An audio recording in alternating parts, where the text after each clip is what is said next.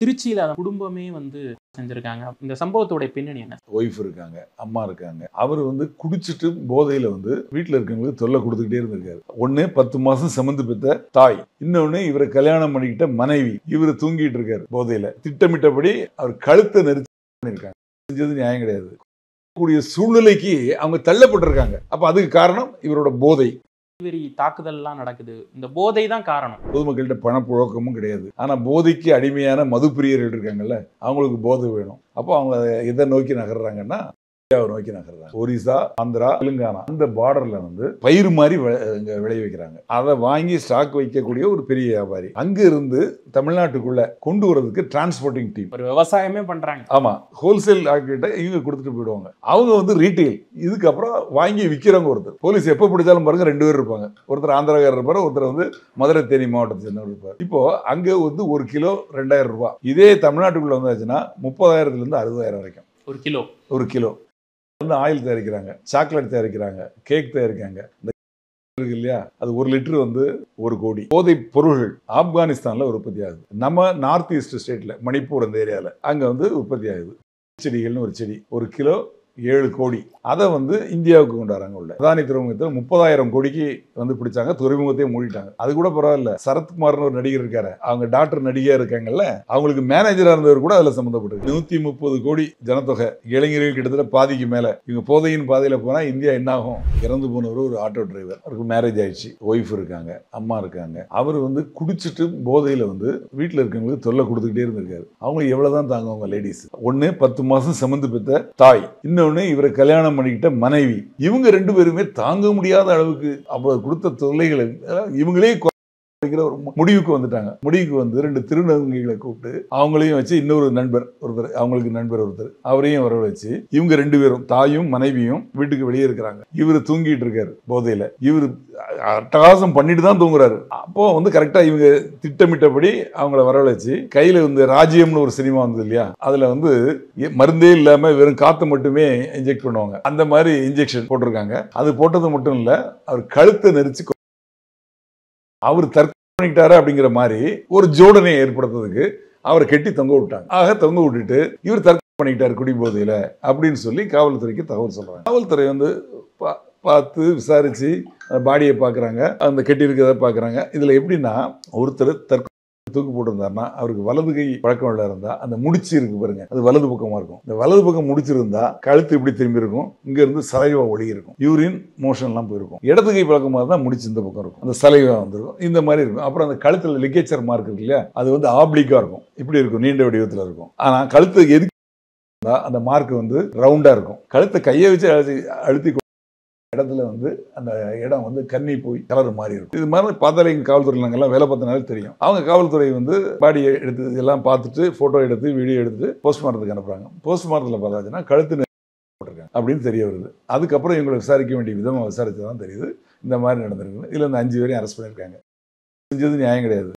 கூடிய சூழ்நிலைக்கு அவங்க தள்ளப்பட்டிருக்காங்க. அப்ப அதுக்கு காரணம் இவரோட போதை. அந்த போதையில இவர் பண்ண அராஜகம். அதனால பெத்த தாய் தான் 10 மாசம் சுமந்து பெத்த குழந்தைய பாலூட்டி சீராட்டி வளர்ந்த பையனை தாயே செய்யக்கூடிய ஒரு சூழ்நிலைக்கு வந்திருக்கு. அதே மாதிரி அவரோட மனைவி கூட கல்யாணம் பண்ணி வாழ்க்கை நடத்திட்டு இருக்காங்க. அவருக்கு 35 வயசு. இப்போ எப்படி அவங்களுக்கும் 30 வயசு இருக்கும், 32 வயசு இருக்கும். அவங்களுக்கு கிட்டத்தட்ட ஒரு 10 ஆண்டுகளுக்கு மேல இவர் கூட வாழ்ந்திருப்பாங்க. அவங்க 2 பேருமே தாங்க முடியாம இவரையே கொலை பண்ணக்கூடிய ஒரு சூழ்நிலை வந்திருக்குன்னா அவங்க செஞ்சது நியாயம் கிடையாது. அதுக்குள்ள தண்டனையை அவங்க அனுபவிச்சு தான் ஆகணும். ஆனா அந்த சூழ்நிலைக்கு ஏன் தள்ளப்பட்டாங்க? போதை.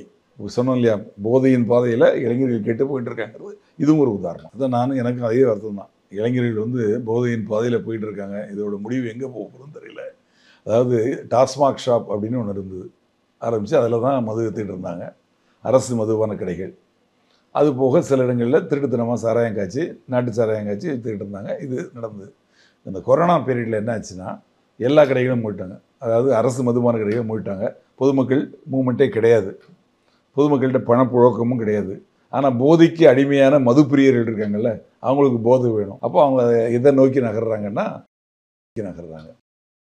தேனி மலைக்காடுகளில் தான் உற்பத்தி ஆகிட்டு இருந்தது. கிட்டத்தட்ட காவல்துறை நடவடிக்கையில் ஓரளவுக்கு அது கம்ப்ளீட்டாக எராடிகேட் ஆயிடுச்சு இல்லைன்னே சொல்லலாம். அந்த சூழ்நிலைக்கு வந்துருச்சு. என்ன பண்ணுறாங்க, ஓடிஏ பார்டர் அப்படிங்கிறாங்க. ஓடிஏ ஒரிசா, ஆந்திரா, தெலுங்கானா அந்த பார்டரில் இந்த பயிர் மாதிரி இங்கே விளைய வைக்கிறாங்க. விளைய வச்சு அதை ஸ்டாக் அங்கே வைக்கிறாங்க. அந்த விளைய வைக்கிறது ஒரு டீம், அதை வாங்கி ஸ்டாக் வைக்கக்கூடிய ஒரு பெரிய வியாபாரி. அங்கே இருந்து தமிழ்நாட்டுக்குள்ள கொண்டு வரதுக்கு டிரான்ஸ்போர்ட்டிங் டீம், அது வேற டீம். ஒரு விவசாயமே பண்றாங்க. ஆமா, அந்த இங்க வந்ததுக்கு அப்புறம் இது ஹோல்சேல் ஆக்கிட்ட இவங்க கொடுத்துட்டு போயிடுவாங்க. அவங்க வந்து ரீட்டைல் யார் யாருக்கு எங்க கொடுக்கணுமோ அந்த மாதிரி கொடுக்குறாங்க. இதுக்கப்புறம் வாங்கி விற்கிறவங்க ஒருத்தர். ஆக இத்தனை வழிமுறைகள் இருக்கு. இதுல அங்க இருந்து எடுத்துட்டு வராங்க பாருங்க. எடுத்துட்டு வரையில அந்த ஆந்திராவை சேர்ந்த ஒரு ஆளும் இங்க தமிழ்நாட்டுல இருந்து இங்கெல்லாம் வேலை இல்லை இல்லையா, எங்க தேனி மலைக்காடுகள்ல இவங்க அந்த ஊரை சேர்ந்தவங்க ஒருத்தர் தான் மாறுவாங்க. போலீஸ் எப்ப பிடிச்சாலும் பாருங்க 2 பேர் இருப்பாங்க. ஒருத்தர் ஆந்திராக்காரர் இருப்பாரு, ஒருத்தர் வந்து மதுரை தேனி மாவட்டத்தை சேர்ந்தவர் இருப்பார். இப்போ அங்க வந்து 1 கிலோ 2000 ரூபாய். இதே தமிழ்நாட்டுக்குள்ள வந்தாச்சுன்னா 30,000 இருந்து 60,000 வரைக்கும்